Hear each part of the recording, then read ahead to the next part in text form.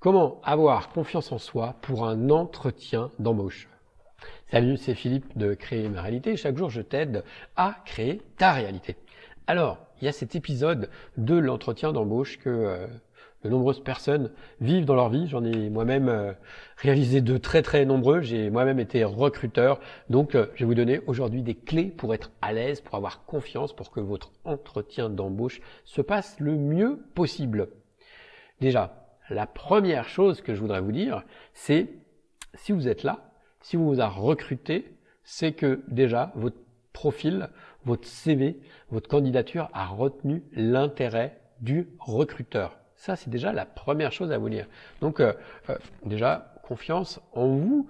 On vous a reconnu déjà sur le papier, vous avez accroché l'attention. Ça veut dire que votre profil dégage un potentiel. Donc, comment on va faire maintenant pour transformer ce potentiel en opportunité? Je vais donc vous partager 4 points essentiels. Le premier point essentiel, en fait, les 4 points que je vais vous partager tournent autour de ce point essentiel. Ça va être la préparation. Préparation. Je le répète, parce que quoi que vous fassiez dans votre vie, quand il y a quelque chose pour lequel on n'est pas à l'aise, c'est quand c'est quelque chose qu'on ne fait pas souvent. Quand c'est quelque chose qu'on fait une fois par an, une fois tous les 5 ans, etc., c'est logique d'avoir du stress, d'avoir du trac. Ok? Donc, comment faire pour pouvoir aller au-delà de cela? La première chose à faire, ça va être de se dire, on va se préparer. Et donc, je vais vous montrer 4 aspects de la préparation. Donc la première, ça va être une préparation de type introspection. Introspection, ça veut dire on regarde à l'intérieur de soi, on commence déjà à se connaître parce que vous allez aller parler de vous face à une inconnue ou un inconnu et donc vous devez savoir, vous devez vous connaître auparavant. Et donc la première chose que je vais vous demander de faire, ça va être de vous mettre à la place du recruteur ou de la recrutrice et de vous dire, ok, je suis maintenant le recruteur, je me trouve face à moi-même. Quelles sont mes qualités qui vont intéresser le recruteur? Donc vous jouez ce rôle-là. Donc par exemple, si vous savez bien faire la cuisine, mais que vous allez recruter pour un boulot d'ingénieur en informatique, je dirais que c'est pas une qualité qui va forcément intéresser ce recruteur. Par contre, vos compétences techniques, vos compétences en matière d'organisation, vos compétences en matière de management, en fonction du poste, ça va forcément l'intéresser. Donc, commencez par lister pour vous les qualités qui vont intéresser le recruteur. Ok? Une fois que c'est fait, une fois que vous avez cette liste-là, vous allez vous chercher, donc dans chacune de ces questions clés, vous allez vous chercher 5 ou 10 compétences clés que vous avez, 5 choses dans lesquelles vous excellez, 5 choses dans lesquelles vous avez déjà de l'expérience, 5 choses dans lesquelles vous êtes à l'aise. Alors vous n'allez pas le faire forcément en une seule fois et vous n'allez pas forcément, l'idée c'est pas forcément après de tout ressortir durant l'entretien, mais c'est la préparation. C'est vous rendre compte que vous avez déjà tout un tas de compétences, d'expertise, de savoir-être, etc. Et si vous n'aviez pas fait cet exercice préalable, peut-être que vous les auriez mis de côté, vous n'auriez pas pensé. Donc vous allez vraiment passer du temps dans les jours qui précèdent cet entretien. Vous allez commencer à noter tous ces sujets-là et vous laissez mûrir ça et vous y repasser plusieurs fois pour vraiment que ça infuse et que vous connaissiez finalement le mieux possible sur les doigts de la main. Ça dit ça? Je sais pas si ça dit. Donc ça c'est la première chose que je vais vous demander de faire. Ensuite, la deuxième chose, c'est que vous allez, donc toujours en vous intéressant à l'autre, donc vous allez aussi vous intéresser à l'entreprise qui vous intéresse. Donc vous allez commencer à regarder tout ce que vous allez trouver sur Internet, sur cette entreprise, sur ses réseaux, sur ses publications, etc. pour savoir à qui vous vous adressez, à qui vous avez affaire. Rien de plus désagréable quand quelqu'un que vous avez en entretien ne sait absolument pas ce qu'est votre entreprise, etc. On a l'impression qu'il est là par hasard, que vous ne l'intéressez pas vraiment ou que c'est juste de manière opportuniste. Donc vraiment, intéressez-vous et une fois que vous vous êtes intéressé, vous allez vous commencer à établir une liste de questions que vous allez pouvoir poser à ce recruteur. Les questions, ça montre votre intérêt pour l'entreprise. Alors, pas des questions du style combien je vais avoir de jours de RTT, combien dure la pause déjeuner, etc.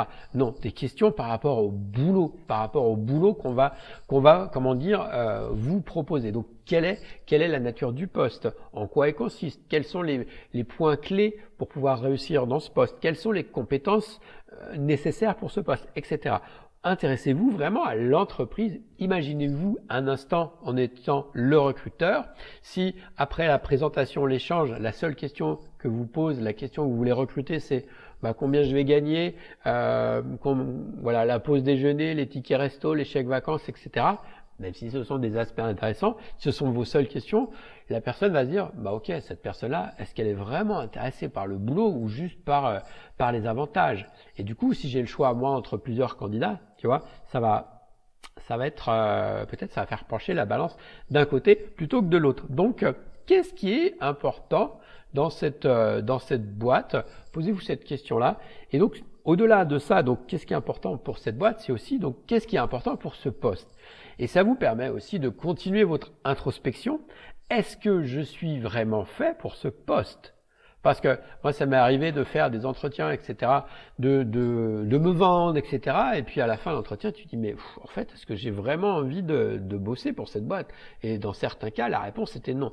Donc soyez vrai, soyez honnête avec vous. C'est pas la peine de vous emballer, de vous survendre si c'est un poste où vous pressentez que c'est pas quelque chose qui va forcément, c'est pas votre dream job, ok? Et d'ailleurs, toujours dans une logique d'entraînement, vous pouvez très bien, si vous avez un entretien, et même si c'est pas le dream job, ça peut faire partie de votre entraînement, de répondre à des annonces et même d'aller vous présenter à des entretiens pour vous entraîner, parce que quand c'est un exercice qu'on a fait qu'une fois, c'est compliqué, mais quand on l'a fait 2 fois, 5 fois, 10 fois, 20 fois, voilà, ça devient beaucoup plus fluide. Ok. Maintenant, le troisième point de la préparation, c'est la posture. La posture. Vous voyez, si je vous parle et que je suis comme ça, là, où je suis renfermé, que j'ai une posture fermée, où je suis assis sur le bout de ma chaise, est-ce que c'est engageant? Toujours si vous renversez la situation en vous mettant à 380, là je vous regarde, j'imagine que là en face de moi, j'ai un candidat et que je vois il est tout rabrougri, etc. Est-ce que ça me donne envie? Alors, il y a des recruteurs qui vont savoir vous mettre à l'aise, mais d'autres pas forcément. Donc déjà, imaginez toujours, vous êtes le recruteur, vous regardez en face, qu'est-ce que j'ai envie de voir en face de moi? Est-ce que c'est une personne comme ça? Non, forcément. Donc, vous allez avoir envie d'avoir en face de vous quelqu'un qui se tient droit, qui bombe légèrement le torse, qui va avoir une posture ouverte, qui va sourire, n'en faites pas trop non plus, mais voilà, quelqu'un qui va décroiser les jambes, ok? Donc tout ça, forcément, si vous n'avez pas l'habitude, amusez-vous à faire un jeu de rôle. Donc soit vous le faites tout seul, comme je viens de vous le dire, en imaginant qu'en face de vous, vous avez la personne que vous allez recruter. Donc dites-vous comment vous avez envie que cette personne qu'est-ce qui vous donne envie en fait dans la posture de cette personne. Et après, vous inversez les rôles, c'est-à-dire vous imaginez qu'il y a le recruteur en face de vous, et puis il y a vous, et ok, vous vous mettez dans cette posture. Si vous avez quelqu'un, un ami, un membre de la famille, un proche, etc., qui peut vous aider à faire ce rôle, à faire ce jeu de rôle, eh bien faites-le en pensant bien à inverser, parce qu'en inversant, vous vous rendez compte, vous prenez de la distance par rapport à la situation. Et plus vous jouez ce rôle, plus ce sera souple, plus ce sera facile. Alors il y a la posture, mais il y a aussi la voix, la diction.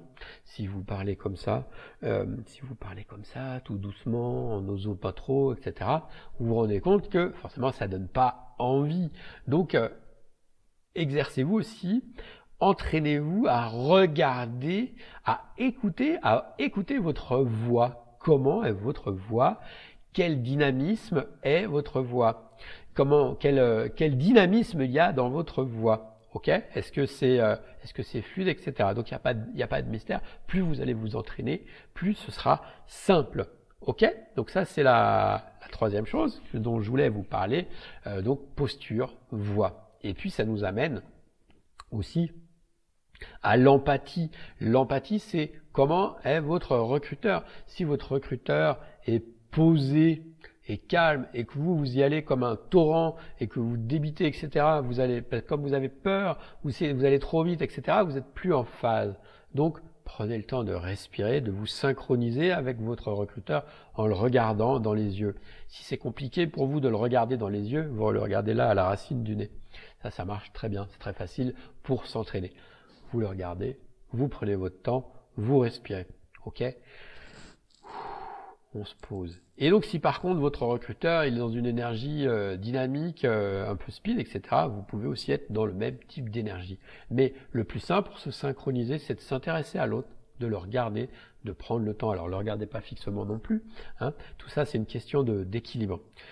Ok pour ça. Donc ensuite ça m'amène au 4e point de votre préparation. Là ça va être une préparation de visualisation. Une préparation de visualisation, c'est-à-dire que vous allez imaginer la scène plusieurs jours à l'avance. Vous allez vous projeter, vous allez imaginer que vous arrivez à l'entretien, vous pouvez le faire le matin et puis le soir en vous couchant, donc le matin en vous réveillant, le soir en vous couchant, et vous visualisez la scène, vous visualisez que vous arrivez à cet entretien, que vous frappez à la porte du bureau ou que la personne vous accueille. Vous visualisez que vous vous déplacez, que vous avez un sourire, que vous êtes détendu à l'aise, que vous prenez place face au recruteur, voilà, et que vous commencez à parler, etc. Et vous visualisez que tout l'entretien se déroule bien. Le cerveau, en fait, il fait pas la différence entre ce qu'on visualise et ce qui se passe. Et donc, en visualisant que la situation se passe bien, en vous disant que tout va bien se passer, vous allez augmenter vos chances de succès. D'ailleurs, la visualisation, c'est des choses que tous les sportifs, de nombreux sportifs utilisent. Visualiser une course, un combat, etc. Ça fait partie de votre préparation donc mentale, psychologique ou énergétique. J'ai encore d'autres points intéressants à vous proposer. C'est aussi d'avoir un stylo et puis d'avoir un bloc-notes aussi. Et vous demandez lors de l'entretien, au début, vous demandez l'autorisation de prendre des notes. Vous dites, est-ce que ça vous ennuie si je prends des notes? Okay. C'est aussi très intéressant pour vous de noter ces points. Alors, soyez pas focalisés sur votre note, mais de noter les points clés, ce qui vous permet après d'y revenir quand vous aurez vos questions à vous poser. Voilà.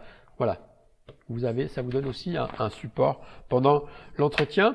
Il y a un autre élément, vous voyez, là par exemple, le fait d'avoir pris mes notes, il y a quelque chose d'autre que je voulais vous dire, c'était dans les questions à poser. J'avais oublié, vous voyez, donc ça vous permet de revenir dessus. Dans les questions à poser, donc vous allez poser une question magique pour l'entretien, c'est OK.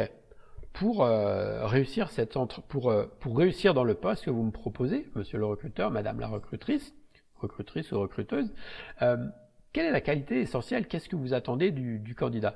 Et là, la personne va vous dire, pour nous, ce qui est important, c'est par exemple que ce soit une personne qui soit indépendante et créative.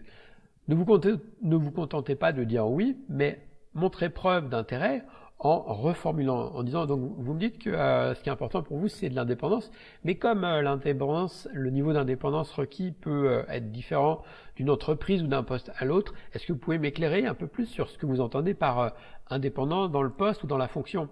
Et là, vous allez avoir des clés, des billes, et c'est pareil, ça vous permet, vous, de vous projeter sur est-ce que vraiment vous avez envie de bosser avec cette boîte. Ok, je reviens à l'aspect préparation, donc on a vu la visualisation. Et je vais vous donner aussi 2 autres techniques qui sont pas très connues, qui sont un peu inhabituelles. La première, ça va être de baisser vos barrières. En fait, quand on se projette dans une situation où on se sent un peu en difficulté ou pas trop à l'aise, on a tendance à se mettre des barrières entre nous, des barrières mentales, comme une sorte de carapace, et la personne en face de vous, elle va la ressentir. Et donc autorisez-vous, je sais que ça va vous paraître bizarre, mais à être vulnérable. Autorisez-vous à être vrai, entier. En fait, le recruteur en face de vous, imaginez-vous bien qu'il reçoit à longueur de journée des gens. Okay, donc il sait tout à fait faire la différence entre une personne qui est complètement sur la défensive avec un discours stéréotypé, alors qu'une personne qui va être dans le vrai, dans la vérité, dans sa fragilité, etc., va beaucoup plus l'attacher, va être beaucoup plus attachante pour ce poste. Donc, quand je dis soyez dans la vulnérabilité, ça veut juste dire baissez vos barrières, autorisez-vous à être vrai, autorisez-vous à être dans le vrai. Ne jouez pas un rôle. Imaginez que vous décrochiez cet entretien. Si vous y passez dans cette entreprise, dans ce poste, des années, voire des dizaines d'années, autant que ce soit une entreprise dans laquelle vous vous sentez à l'aise. Donc vous baissez vos barrières. Et donc ça, c'est quelque chose de mental. Vous demandez juste, je baisse mes barrières, je baisse mes barrières. Vous ne faites pas avec les mains pendant l'entretien. Vous imaginez, vous baissez vos barrières, vous baissez vos résistances, et vous allez voir qu'en éliminant cette résistance énergétique, vous allez vous allez fluidifier la communication avec votre interlocuteur. Ça, pareil, entraînez-vous plusieurs fois à l'avance. Vous pouvez vous entraîner dans la vie de tous les jours, dans cette situation, quand vous êtes face à un vendeur, à quelqu'un, etc., à un voisin, un collègue, vous baissez les barrières. Arrêtez d'être sur la défensive et soyez sur laissez ouvert. Vous voyez ce qui se passe, ok? Et donc, le dernier point que je voudrais vous donner, toujours du même ordre que le précédent, c'est de tirer l'énergie. Donc ça, vous avez la personne en vous et vous imaginez que vous tirez l'énergie à travers cette personne jusqu'à vous. Et ça crée une connexion subtile entre vous et cette personne. Alors, est-ce que vous avez déjà observé ce phénomène quand vous êtes dans la rue, par exemple, et la personne est de dos et vous la voyez et vous la regardez fixement et au bout d'un moment, la personne, elle se retourne et elle se rend compte qu'elle est observée. C'est de ce type de connexion que je parle. C'est une connexion subtile. Peut-être que les neurosciences nous expliqueront ça par les neurones miroirs, je sais pas quoi, peu importe. En tout cas, cette connexion, elle existe bien.